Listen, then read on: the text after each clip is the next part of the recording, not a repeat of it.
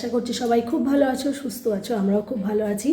তো আজকে হচ্ছে শনিবার, এখানে মা মেয়ে আজকে ভিডিওটা শুরু করছি রান্নাঘর থেকে। তার কারণ আজকে দ্বাদশী, খুব সকাল নয়, যদিও এখন 8:30টার মতো বাজে। স্নান দান কমপ্লিট করে এসেছি রান্নাঘরে। তো চলো ঝটপট কী রান্না করছি সেটাও তোমাদের সঙ্গে শেয়ার করছি। কী রান্না হচ্ছে? খিচুড়ি। আর আমি কাজ করছিলাম, সেই জন্য গায়ের চাদরটা খুলে রেখেছি। তো চাদরটা এখনও গায়ে দিয়েছি। তো চলো বেশি বক না করে ভিডিওটা কন্টিনিউ করি। কী কী রান্নাবান্না করছি তোমাদের সঙ্গে শেয়ার করছি। তার সাথে আছে আজকে মেয়ের স্কুলে পিকনিক, ও যাবে স্কুলে। তো তার জন্য বিশাল আনন্দ। খুব সকালে উঠে পড়েছে, আমাদের আগে ও উঠে পড়েছে। তো ওকেও যাবো স্কুলে রাখতে। তো চলো তাহলে তোমরা। ঠান্ডার মধ্যে রান্নাঘরে চলে এসেছি চাদর গায়ে দিয়ে। তো আগেই বললাম যে খুব বেশিক্ষণ আর কি চাদর গায়ে দিয়ে থাকতে পারিনি। অ্যাকচুয়ালি আমি না এরকম করে চাদর গায়ে দিয়ে আমি আমার মা কেউই কাজ করতে পারি না।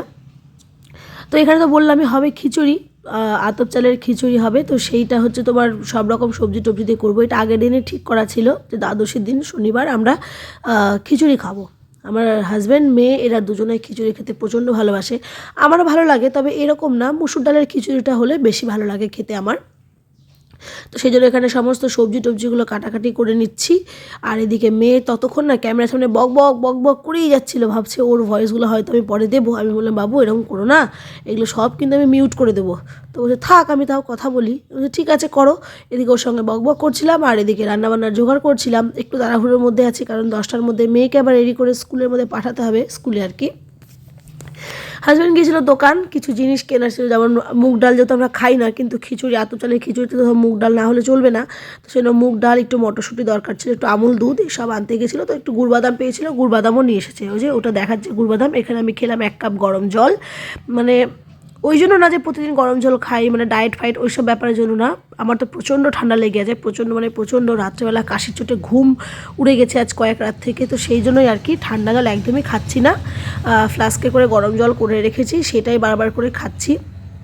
দেখা যাক। আর এমনিতে এই সকালের টাইমটা আমি জল একটু বেশি খাই, কারণ এই শীতকালে কাজবাজ রান্নাঘরে হয়ে গেলে তারপর ওই যে একবার বিছানায় উঠি, তারপর আর না জলটা ঠিক খাওয়া হয় না রাত্রে খাবার দাবারের আগে। তো কথা বলতে বলতে এখানে আমার সব সবজিগুলো কাটাও তো হয়ে গেছে। এদিকে মুগ ডাল ছিল, সেটা ভেজে নিলাম আগে, শুকনো কড়াই ভেজে নিয়ে ধুয়ে রাখছি। চালটাকেও ধুয়ে রাখবো। আর এই চালটা ওই যে গত বছর কাকিমা দিয়েছিল খিচুড়ি খাওয়ার জন্যই আর কি। কাকিমা বলতে আমার জায়ের মা। তো সেইখান থেকে 2-3 বার খাওয়া হয়েছিল, তারপরে থেকে গেছিলো। তো সেইটাই আজকে করছি। আরও একদিন হয়ে যাবে, এতটা পরিমাণ আছে। তো ওই জন্য হাজব্যান্ড এবার বসাবে চা। মটরশুঁটি ছাড়ানো হয়ে গেল, এদিকে মেয়েকে রাখতে দিলাম। মানে আমি যখন রান্নাঘরে থাকি, হাজব্যান্ড যদি বাড়িতে থাকে, তাহলে 3 জনাই কিন্তু আমরা মানে রান্নাঘরে করি। আর তার সাথে সাথে হাজব্যান্ডের সঙ্গে আমার ঝগড়াও হয়ে যায়, হাসাহাসিও হয়, মানে সব কিছুই হয়ে যায়, অনেক কিছু আলোচনাও হয়ে যায় অনেক সময়। তো এখানে ইনিবাবু করতে নিয়ে এসে চা। আর হাজব্যান্ড চেষ্টা করে শনিবারের দিনটা যদি চাপ না থাকে, এখন তো ধরো মরশুমও না আর আড়তে সেরকম কোনো চাপও নেই। তো সেই জন্য সেই সময়গুলোতে করে চেষ্টা করে বাড়িতে থাকার। কারণ 365 দিনই তো ওই ভোরবেলা করে কাজে যাওয়া, ওই তোমার 12টা 12:30, কোনো দিন 11টা, কোনো দিন 10টা, টাইম ঠিক থাকে না কখন বাড়ি আসবে। তো আমাদের তো ইচ্ছা হয় সকালবেলা আমাদের সঙ্গে থাকুক এক দিন। তো শনিবার করে বেশিরভাগ সময়ই চেষ্টা করে বাড়িতে থাকার, যদি কোনো প্রেশার না থাকে। এমনিতে তো ধরো বিয়ের সিজনে তারপরে তোমার কোনো অর্ডার থাকলে তখন তো যেতেই হয়। এখন পৌষ মাস, সেরকম কোনো চাপ নেই, সেজন্য যায়নি। তো বকবক করতে করতে এখানে আমার সমস্ত কিছু আয়োজন কমপ্লিট। খিচুড়ি করার জন্য চাল ধুয়ে রাখা হয়ে গেছে, টমেটো কাঁচা লঙ্কা ছাড়িয়ে নিয়েছি, ধনেপাতা অল্প একটু ছিল সেটাই নিয়ে নিয়েছি, আদা কুচি করে নিয়েছি। এদিকে ব্রকলি, বাঁধাকপি, আলু, মটরশুঁটি, এই সবজিগুলো দেবো আর কি। তো এখানে খাচ্ছিলাম 1 মুঠ মুড়ি, খেয়ে দেখো আবার খাচ্ছি জল। এরকম করে টুকটুক টুকটুক করে আমি জল খেতেই থাকি যতক্ষণ রান্না করি আর কি। যখনই মনে হয় তখনই একবার করে হচ্ছে খেয়ে নিই। তো হাজব্যান্ডকে বললাম তুমি এবার একটু সাইড দাও। আর ও চা করার সময় এত সময় নেয়, আমার মনে হয় একদিকে ডাল সেদ্ধ, একদিকে মনে হয় ভাত হয়ে যাবে, এতক্ষণ সময় নিয়ে চা করে। তা বললাম তুমি এবার সরো, আমাকে খিচুড়িটা বসাতে দাও, অলরেডি 9টা বেজে গিয়েছে। এরপরে আবার মেয়েকে রেডি করাতে হবে। তো এইসব বলতে বলতেই তেলে হাঁড়ি বসিয়ে দিয়েছি, একবারে হাঁড়িতেই করে নেবো খিচুড়িটা। তোমার দিয়েছি বেশ খানিকটা সর্ষের তেল, খিচুড়ি সর্ষের তেলেই ভালো লাগে। তারপরে দিয়েছি তোমার হিং, তেজপাতা, জিরে, শুকনো লঙ্কা দিয়ে ওটাকে নাড়াচাড়া করে সব সবজিগুলোর মধ্যে দিয়ে দিয়েছিলাম। সবজিগুলো ভাজা হয়ে যাওয়ার পরে ওর মধ্যে চাল আর ডালটাও অ্যাড করে ভাজা ভাজা করে নিচ্ছি। আর তারপরে যে চাটা 2টো সুগার ফ্রি বিস্কুট দিয়ে খাচ্ছি। আমার চা খাওয়ার সময়, আমি চা খাওয়ার আগে যত যাই খাই না কেন, একটু বিস্কুটের মানে কি চায়ে ডুবিয়ে বিস্কুট না খেলে না আমার মনে হয় না না কী যেন একটা খেলাম না, এরকম মনে হয়। তো যাই হোক, চা খেতে খেতে এদিকে খিচুড়িটা তো দেখলে গরম জলও দিয়ে দিয়েছিলাম, আর হয়েও গেছে। খিচুড়িটা দেখতে বেশ সুন্দর হয়েছিল, কালারটাও খুব সুন্দর এসেছিলো। জানি না খেতে কেমন হবে। হাজব্যান্ড মেয়ে দুজনেই বলছে খেতে ভালো হয়েছে, কিন্তু আমার ওই যে মুখের জ্বরের জন্য কোনো স্বাদ নেই, আমার একদম ভালো লাগেনি। এবার খিচুড়ি খাওয়ার জন্য তো কিছু একটা ভাজা পোড়া লাগবে, তো পাঁপড় আর ভাজিনি। ভেজেছিলাম একটু বাঁধাকপি ছিল সবজিতে, খিচুড়িতে দেওয়ার পরে সেই বাঁধাকপিটা দিয়ে একটু পাকোড়া ভেজে নিলাম। আর এখানে খিচুড়িটাকে তো ঘি গরম মশলা দিয়ে নাড়িয়ে তোমার হচ্ছে ঢেকে রেখে দিয়েছিলাম। তো এই হচ্ছে খিচুড়ির লুক। আলোটা খুব একটা ভালোভাবে পড়ছে না, ওই জন্য বোঝা যাচ্ছে না। মেয়ের জন্য আগেই বেড়ে রেখেছি একটা বাটিতে, তার কারণ ঠান্ডা না হলে তো খেতে পারবে না, আর সময় হয়ে যাচ্ছে স্কুলে যাওয়ার। এবার আজকে ওদেরকে বিদ্যামন্দিরে নিয়ে যাবে, টাইমের মধ্যে না পৌঁছালে অসুবিধা হয়ে যাবে, সেই কারণে আর কি। তো এদিকে মেয়েকে আমি চলো এটা ভাজতে ভাজতে খাইয়ে দিই, আর ওর বাবা এদিকে ওকে ড্রেস ফ্রেস পরিয়ে রেডি করিয়ে নিচ্ছে। এভাবে আর কি, মানে 10টার মধ্যে সব কিছু কমপ্লিট। তো হাজব্যান্ডকে ওখান থেকে 2 চামচ দিয়ে দিয়েছে, আমি বললাম তুমি এটা খেয়ে যাও, এসে আরাম করে সময় নিয়ে খেও, ওর খেতে একটু টাইম লাগে। তো এখানে মেয়ে বেরিয়ে পড়েছে, সে তো আজ আছে বিশাল আনন্দে, তার কারণ আজকে বিদ্যামন্দিরে নিয়ে যাওয়া হবে, সেখানে পার্কের মতো আর কি বিয়ে করা আছে।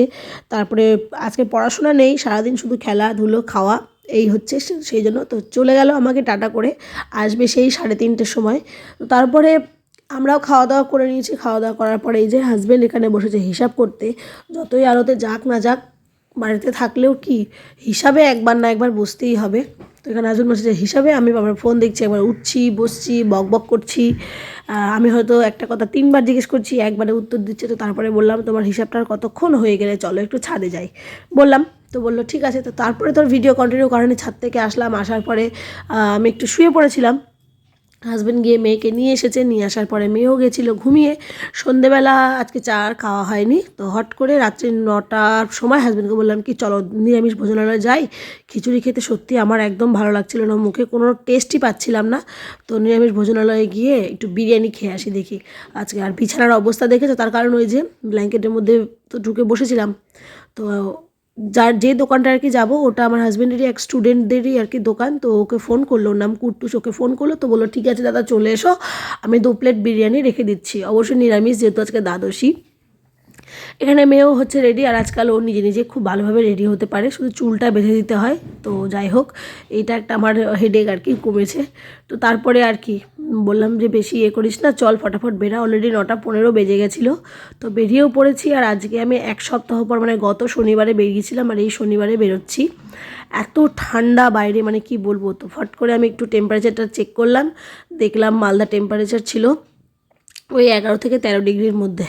আমি বলছি বাবারে বাবা, এই অবস্থা, এই সময় দার্জিলিং গেলে মজাই মজা। হ্যাঁ, আমি তো বেরোতেই পারবো না ব্ল্যাঙ্কেটের নিচ থেকে, এটুকু জানি। বসে পড়েছি 3 জনই, এবার খাওয়া দাওয়া মানে করবো আর কি। তো হাজব্যান্ডকে কিছু একটা বলছিলাম, বলে হাসাহাসি করছিলাম।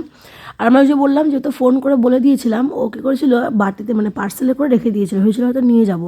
তো দেখলাম যে বাড়ি নিয়ে যেতে ঠান্ডা হয়ে যাবে, তার থেকে বরং বসে বসে এখানেই খেয়ে নিই। তার সঙ্গে 1 প্লেট মাঞ্চুরিয়ান হাফ হাফ করে নিয়ে নিয়েছিলাম, ভেজ মাঞ্চুরিয়ান।